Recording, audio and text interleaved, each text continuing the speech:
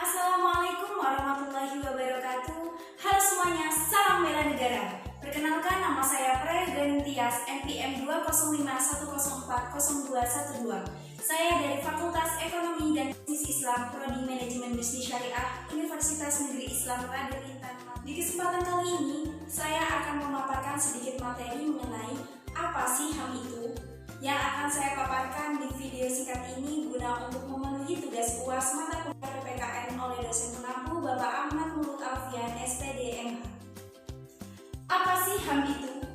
Hak asasi manusia adalah hak yang telah melekat pada diri manusia sebagai anugerah dari Tuhan yang harus dihormati, dijunjung tinggi, dilindungi oleh negara, hukum, dan semua orang.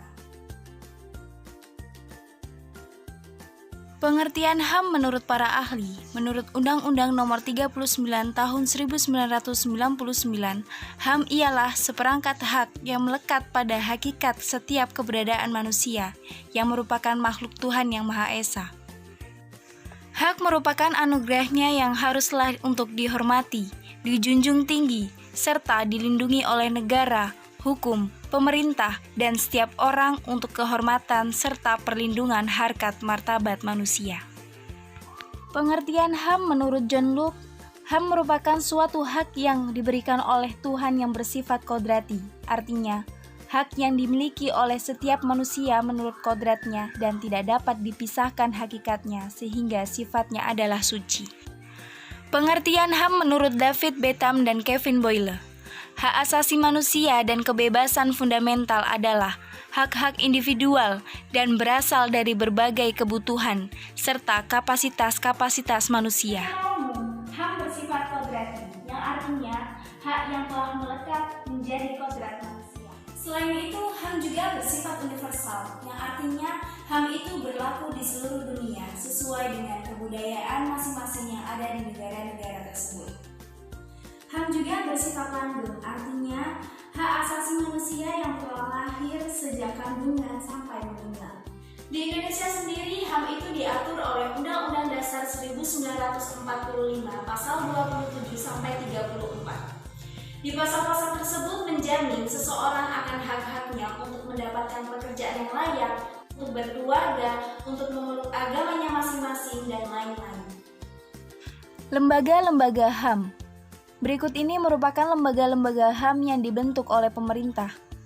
Ada Komisi Nasional Hak Asasi Manusia atau biasa disebut Komnas HAM.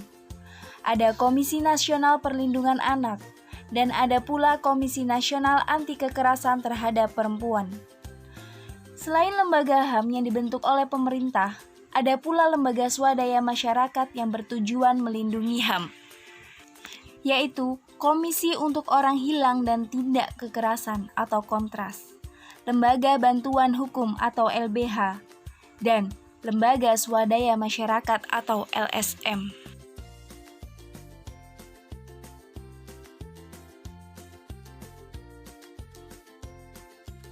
Manusia memiliki hak yang tidak dapat dikurangi dalam keadaan apapun, yaitu hak untuk hidup, hak untuk tidak dipaksa, hak kemerdekaan pikiran dan hati nurani, hak beragama, hak untuk tidak diperbudak, hak untuk diakui di hadapan hukum, dan hak untuk tidak dituntut atas hukum yang berlaku surut.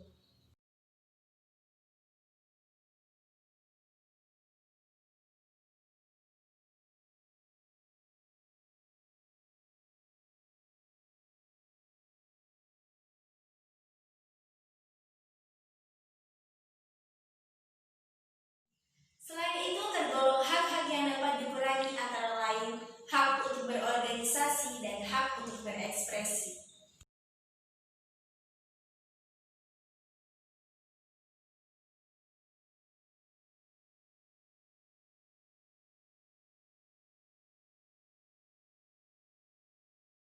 Namun hak seseorang yang dapat dibatasi oleh Undang-Undang Dasar, misalnya, setiap orang berhak untuk membangun atau memiliki tempat tinggal, tapi tidak semua orang berhak untuk menghancurkan, menggusur tempat tinggal orang lain secara sewenang-wenang.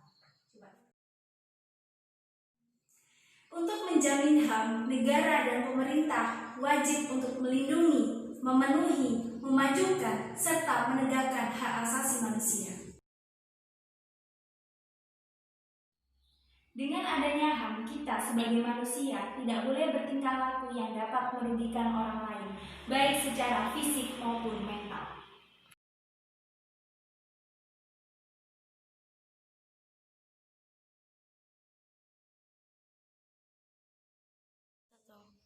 Nah, nilai-nilai HAM ini bersifat inherent, artinya hak yang sudah tertanam dari diri individu sejak lahir dan tidak bisa dicabut oleh siapapun. Jadi karena sifatnya inherent, HAM itu suatu hal yang sangat penting sekali untuk kita perjuangkan.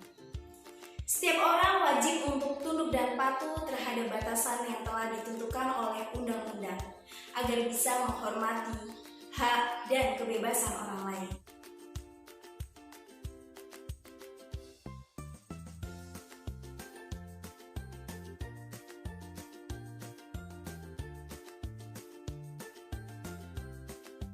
Apabila seseorang atau sekelompok atau aparatur negara dengan sengaja atau tidak sengaja mengurangi, menghalangi, membatasi dan mencabut hak asasi manusia terhadap orang lain, itu tersebut adalah pelanggaran terhadap HAM.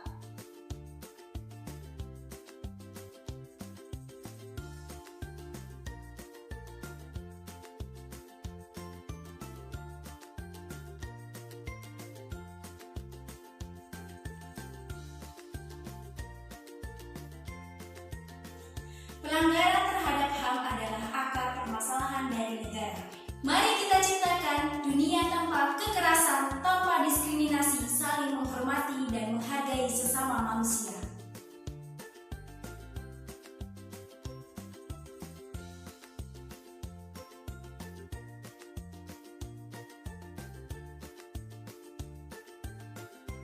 Semua laporkan semua pelanggaran terhadap HAM, jangan diam. Mungkin cukup sekian pemaparan materi yang bisa saya sampaikan. Banyak kurangnya mohon maaf. Semoga teman-teman bisa memahami. Semoga bermanfaat. Saya akhiri. Wassalamualaikum.